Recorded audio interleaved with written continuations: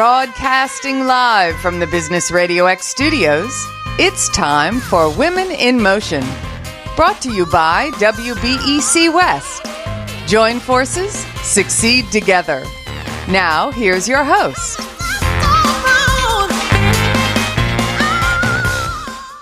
Lee Cantor here, another episode of Women in Motion, and this is going to be a good one.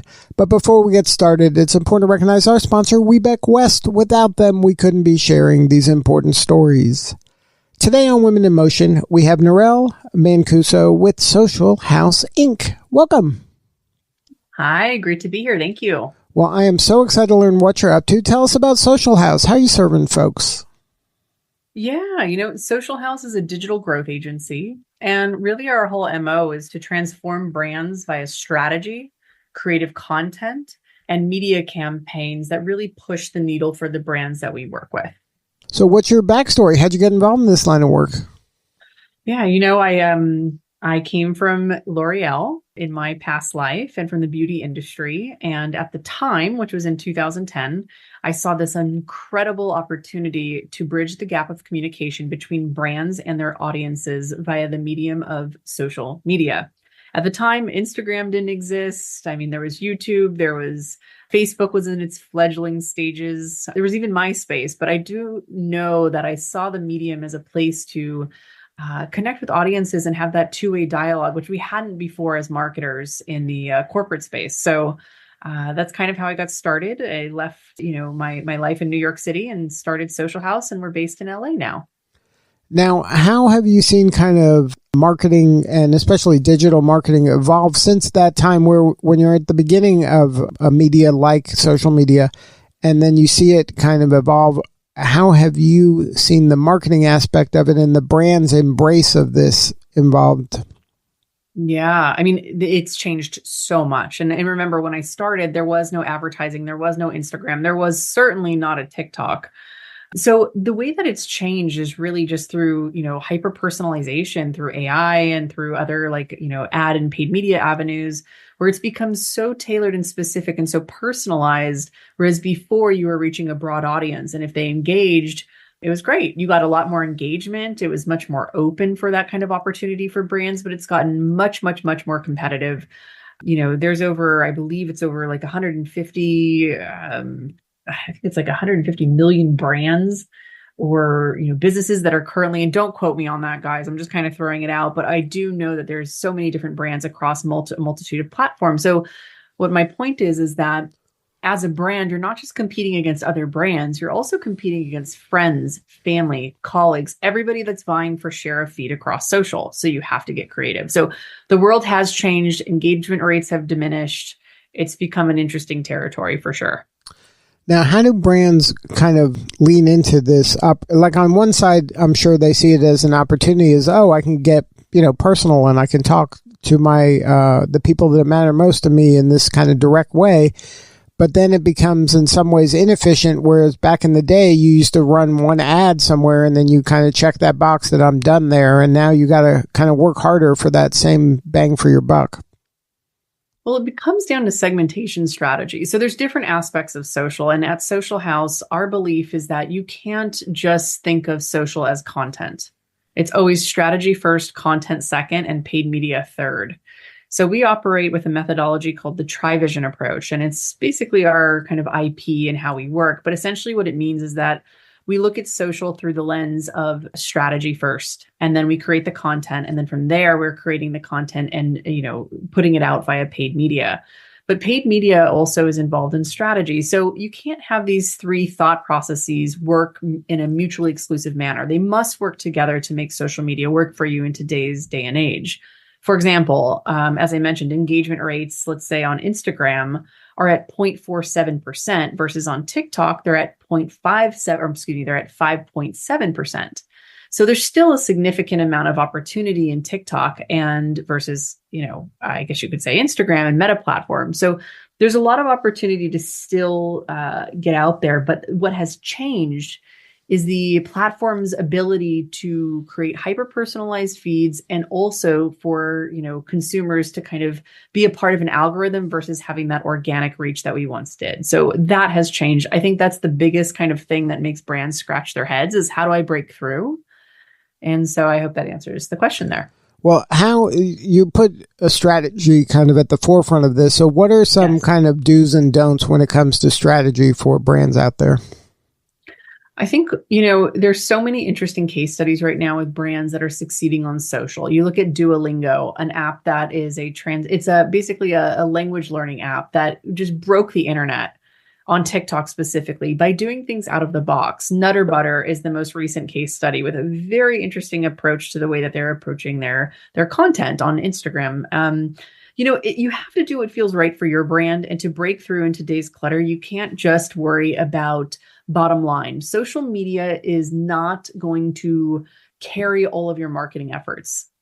Okay. It's there to really support your marketing efforts. And I think that's a misconception, is that social media will bring all this revenue and all of that. That's not always the case. But what it does do is it brings awareness to your brand.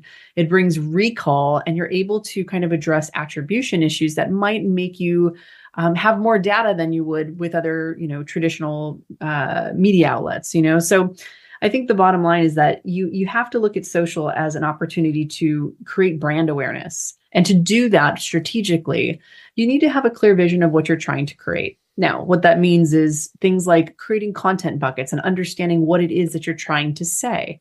What are your core messages that you want audiences to know? And then how do you rinse and repeat that to hit content outputs 24/7, 365?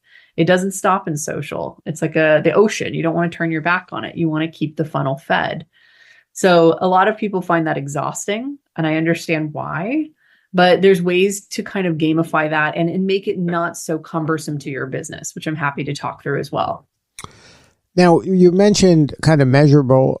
How do you help your clients kind of identify the metrics that matter? Because in digital, a lot of things can be measured, but some things are more important than others.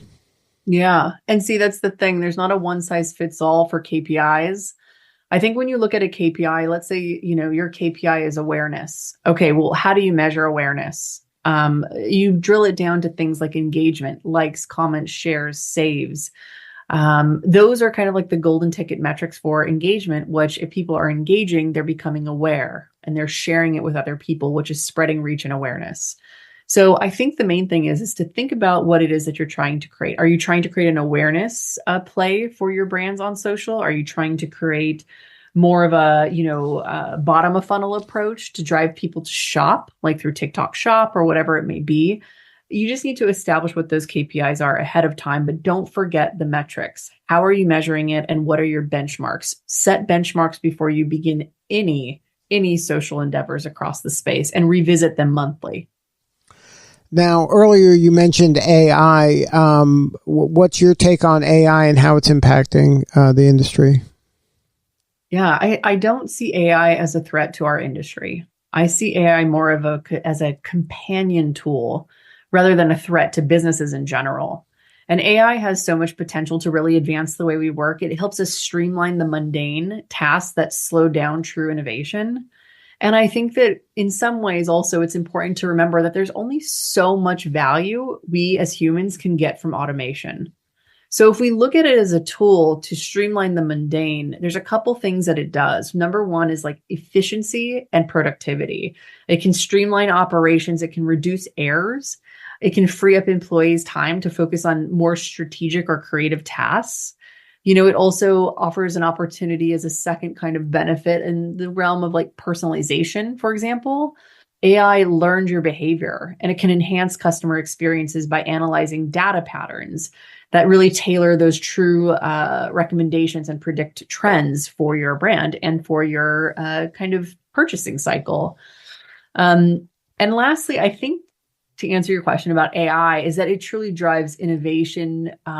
In some ways, it's created new business models for certain companies, new services, products that people haven't thought of before. It's helping companies remain competitive in an evolving market. But as I mentioned, there is only so much value we can get from automation. We need to keep evolving as human beings And as we evolve, of course, the software, the AI, capabilities out there will also evolve. But it's a symbiotic process between us and the machine, so to speak. Now, who is the ideal client for your firm? Is it B2C, B2B, industry agnostic? Yeah, we're really focused on lifestyle brands. We love partnering with clients in the mid to enterprise level that are in love with their brands. We want people who are passionate about their brands and want to achieve greatness. And that is because we put so much of our energy and our heart into becoming an extension of those brands. We work with everybody from, the realm of fashion, beauty, all the way to healthcare, to even, climate change technology.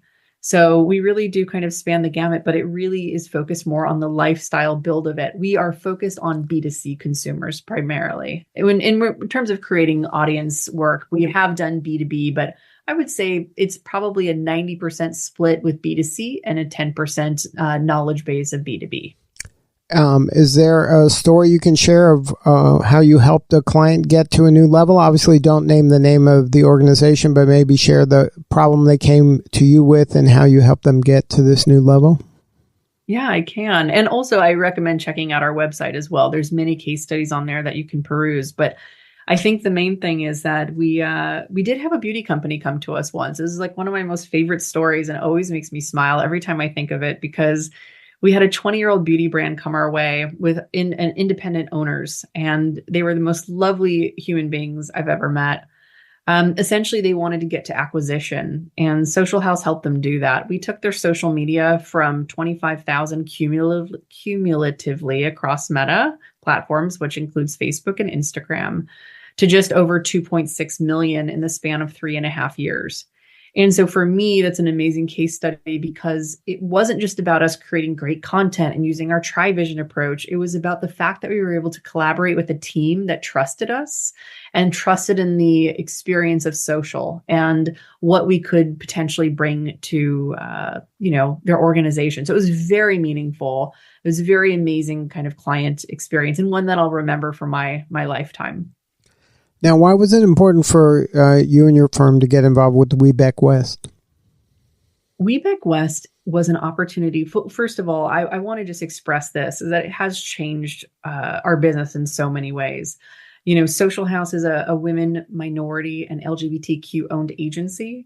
We are triple certified, but Webeck specifically has put us in front of businesses, corporate businesses who are our target clients, that we probably would never have had a chance to be in front of before. And the reason is that I don't know if it's I don't want to just blame it on the fact that, I'm triple diversely certified or whatever you want to call it, but it's like, I just haven't had those opportunities to get in the room and shake hands with those people. But Webeck has put us in front of so many amazing clients, so many amazing businesses through our matchmakers, through the conferences, et cetera, that it's just been a really tremendous experience.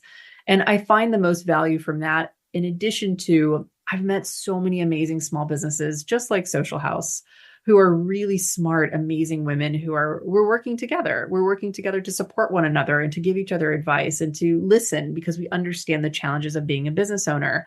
Not only that, is that, we're also women. So there's also, that layer to it. There's a lot of different aspects to it. So I'm very, very honored to be a part of Webeck. We've been a member, I believe, our company has been a member for, I believe, 10 years certified.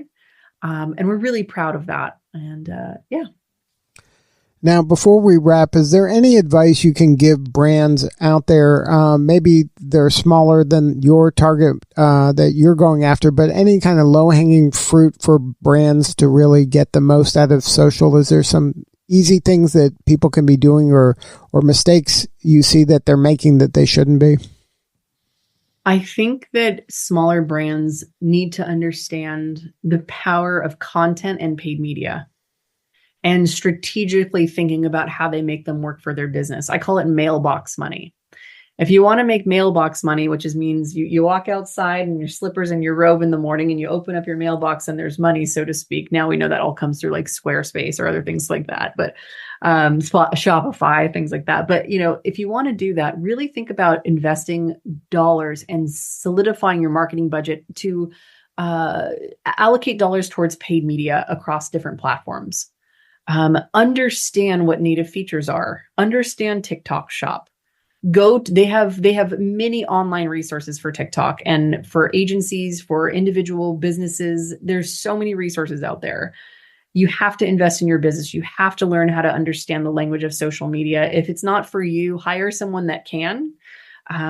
Social House, we do have a small business service, which basically places media for our clients. It's called SH Society. So we place that media spend for our clients, but I just really recommend just educating yourself, knowing what things are, and don't being averse to it. It's not going away. You have to throw yourself into it. And if you have already and you're still not finding results, relook at the way that you are formulating your narrative. Is your narrative story of the content that you have going out, does it make sense? Is it clarifying who you are, your brand values, your mission, your personality, your brand's products, the efficacy of your products? Make your content problem and solution driven and you'll win. But it takes time and it takes consistency. And one more time before we wrap, the website and the best way to connect. Of course, our website is socialhouseinc.com, and that's inc.com. You can reach out to us on there through our contact page, and we would love to connect with you. Well, thank you so much for sharing your story. You're doing such important work, and we appreciate you. It's my pleasure. Thank you so much for the interview. Have a great day. All right. This is Lee Cantor. We will see you all next time on Women in Motion.